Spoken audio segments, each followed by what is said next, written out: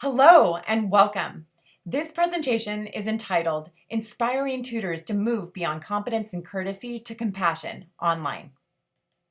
My name is Katherine Schmidt, and I have served as the Writing Center Director at Western Oregon University since 2003. During that time, I, along with my staff, have developed a comprehensive tutor training program that spans 10 weeks and then punctuates the remainder of the year. My name is Tellvik, and I served as lead tutor of the WU Writing Center before and throughout the pandemic. This critical time required that I use my support role to help implement an entirely online training program alongside Dr. Schmidt. When we first considered the theme for this conference, which is interdependence, we discussed how the pandemic had helped us to come to understand what it truly means to be reliant on each other. To explain what we mean, we have to begin by telling you a bit about what the culture of our writing center was like prior to the pandemic. Years ago, after engaging in quantitative research on writing self-efficacy, we changed our mission. As an academic support service that promotes the educational mission of Western Oregon University, the Writing Center advances the writerly self-efficacy of every writer who uses the Writing Center strategically, repeatedly, and over time. And what we soon learned was that the key to leading a writer to use our services strategically, repeatedly, and over time was our tutor team. In other words, we made a point years ago to shift our focus from the writer-as-client to the tutor-as-client, because technically speaking, writing centers don't work with writers, our tutors do. We realized that our mission was about culture, not service, and it was about investing in our employees. In naming and negotiating the emotional labors of writing centers, Costello urges writing centers to expand our focus from sessions and campus support services to prioritizing care for tutors and fostering emotional health alongside intellectual gains. And that's exactly what we did. In Oregon, we have 2 regional businesses that embody what we learned to embody as a team. For those of you familiar with this, you'll be quick to describe your experience there as extraordinary. Les Schwab is an Oregon-based tire company, and they are known for their excellence in service from the moment you pull into the lot.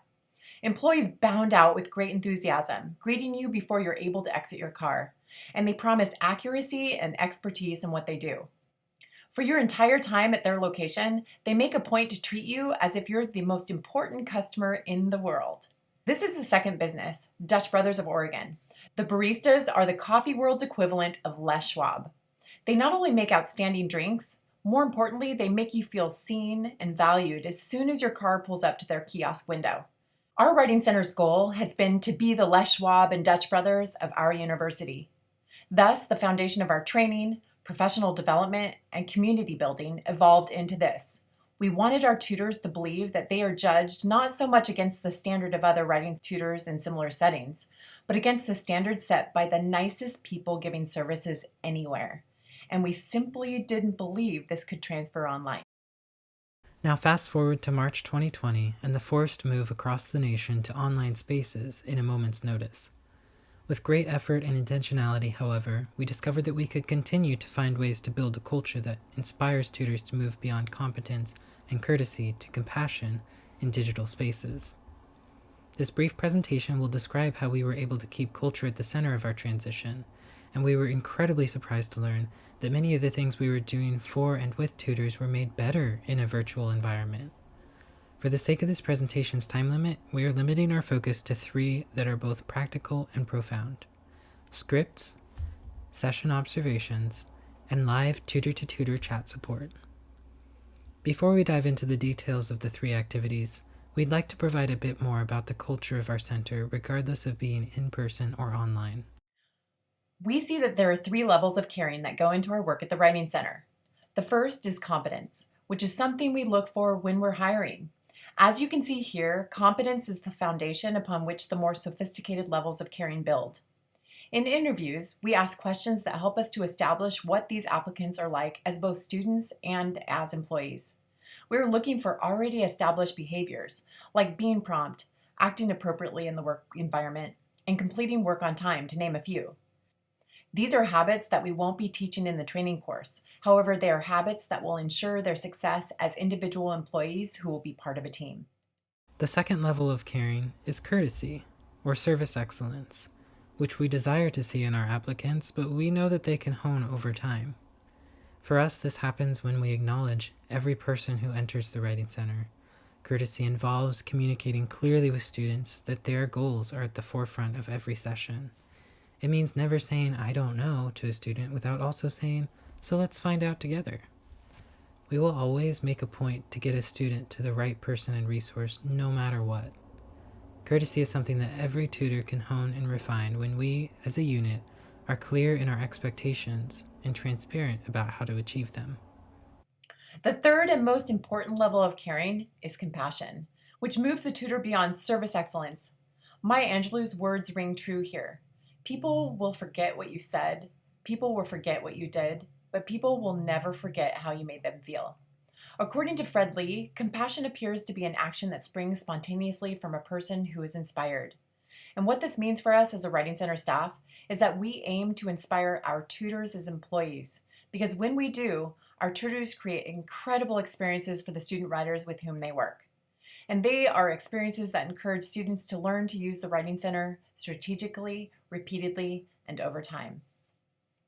As you can see, this image demonstrates how the three levels of caring build together to determine a student writer's satisfaction with their experience at the Writing Center. It takes all three, especially compassion, to deliver a truly memorable experience, one worth coming back for. With the second and third levels of caring in mind, we are now ready to briefly share 3 activities that we designed to help our tutors dive into their capacities for caring in online spaces. Our first activity is having our new tutors watch a brief collection of recorded session introductions and endings by seasoned tutors. They discuss what they saw seasoned tutors doing and saying, with close observations of those talking points that the introduction shared across the board. And then, in preparation for their upcoming first sessions, they write their own script or outline for opening and closing their sessions. We found that every tutor made sure to be consistent in the information they requested and shared, while also showcasing their own personalities and ways of connecting with others. Over the years, we knew that the opening and closing of sessions looked different depending on the student writer. The first-time Writing Center visitor needs one type of introduction, while the seasoned Writing Center student writer needs another. While we had spent plenty of time talking about why and what the bookends should include, we had never thought to script the experience until we went online. Being online means that the new tutor can use talking points much less obtrusively, and it also gives the tutor the chance to practice talking about who we are and what we do, and to learn to adjust those points according to the audience. And the tutors use their scripts for the first several weeks of the term, sort of like training wheels. We have found that it really is all the small little details that help a tutor connect with the students. This simple activity, writing a script, placed courtesy at the center of the tutor's very first sessions. With the scripts, we were seeing that each session could begin and end with clarity, and over time we could help new tutors move from these prescribed actions to larger ways of thinking. Few tutors continued using their scripts by the end of the term, but the impact remained. They were consistent and compassionate in their service. Our second activity is having new tutors observe sessions, identifying the deliberate moves tutors make to bring a session from satisfactory to exceptional. In the beginning of the training program, new tutors will watch a session from a seasoned tutor. They take notes on any strategies or behaviors that elicit more comfort and openness in the student writer. New tutors will also jot down anything they think the tutor could have handled differently, and they submit reflections of each observation based on these notes. As they gain experience tutoring, these observations allow new tutors to be exposed to new styles of tutoring and incorporate strategies they find effective into their own tutoring.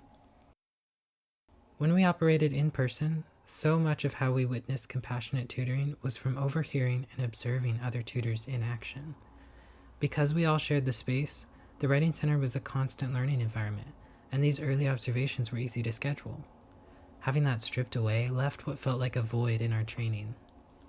When preparing for the online training program, we realized this was an opportunity to be more intentional about tutor-to-tutor observations. Just as we could have tutors record their scripted introductions, we could also record entire sessions, with a writer's consent, of course, from tutors who were experts at fostering loyalty through authentic, purposeful connection.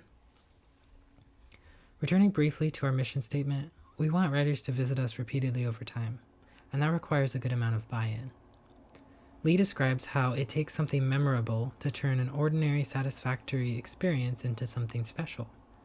Loyalty is generated by memorable things that happen that we didn't expect. All it takes is one brief, special experience to create the kind of loyalty that paves a path toward long-term writing development. Our main measurement for loyalty is repeat visits. According to Lee, loyalty must be earned, and the greatest impact on loyalty is compassion. Courtesy comes in as a distant second, while competence has the lowest impact. We used recordings from tutors who had demonstrated consistently that students were eager to come back and work with them again. Each week, tutors in training would observe a new recorded session where a seasoned tutor modeled compassion, the kind that leaves a lasting impression on our student writers. The other way we use observations is at the end of the training program, when the director and lead tutor will observe a tutor's session to see if they are ready to move forward with us. Because these sessions could now be recorded, we asked our trainees to select a session they believe reflects the best of their tutoring. This has led to incredibly productive conversations because we have a common reference point for each tutor's self-identified strengths. The best part is, we're now building a backlog of amazing sessions we can share for years to come. Sessions you can pause to take notes on, go back and watch again, and share no matter if we're in person or online. The third and final piece we'd like to share with you comes with a bit of backstory about the culture of our writing center. When we were still in person, our center buzzed with conversation, not just between tutors and their students, but among tutors talking with each other, telling a story about an engaging session or grabbing the nearest APA expert to weigh in on a citation question. We really value this atmosphere of open communication because it builds community within our team. Peer mentorship is important to us, as our observation methods show, but we also value building friendship among tutors. Pedagogical research has found that creating a learning community requires emphasizing the overall positive interdependence among members and having them work cooperatively with each other. This interdependence allows tutors to pay kindness forward with their students, too. The shift to online services posed a challenge to our established culture, and we discovered, as I'm sure all of you did, how quickly a lack of face-to-face contact can become isolating. After trying things like more frequent staff meetings and weekly office hours, we finally found success in implementing a live tutor-to-tutor chat support system facilitated through the free communications program, Discord. If you've never used Discord before, here's a small example of what it can look like. It's easy to create text chats, separated into as many different topics as needed to keep conversations organized. There's also the option to join a live voice chat with video and screen sharing capabilities. And the nice thing about the voice chats is they're relatively unobtrusive. Once a tutor joins a voice chat, it will display their icon, signaling to others that they are available to talk. It is the virtual equivalent to our tutor lounge, where tutors used to gather before and after shifts, or during downtime. Discord is certainly not the only option out there for live chat support, but we have found great success in using it. Here we can engage in real-time discussions that anyone can join at a moment's notice. Tutors use Discord to socialize, debrief with each other during downtime, and perhaps most importantly, seek out mentorship about specific questions and issues they face. Through this live chat support, we watched the reemergence of the culture we missed so much, making care and support a daily practice. Not only that, we believe it came back stronger than ever. It no longer mattered whose shifts overlapped. No one had to be around the right people at the right time to have their questions answered. Compassionate guidance can now be handed down from any tutor to any tutor at any time. Not to mention all the bonds formed from sharing media recommendations and hosting easily accessible social hours. Speaking from a leadership position within the Writing Center, the drop-in voice chats have made it easier to check in on tutors. We're asking for all our tutors to be courteous, compassionate individuals, and since they are pouring so much of themselves into their students, it's only right that we should be pouring into our tutors. With everyone connected on the same platform, it became so easy to set up a one-to-one talk with a tutor and provide a space to share any doubts they may be having about their tutoring, acknowledge the difficulties of adjusting to new online features, or just to monitor their overall emotional needs. Ultimately, the pandemic has challenged our notions of what is possible in maintaining and even improving a healthy and compassionate work environment virtually for our tutors. And now that we're about to embark on the in-person tutoring again, we won't settle for returning to normal because we don't want to lose everything we have gained from being online. Thank you so much for joining us, and please contact us if you have any questions and/or comments.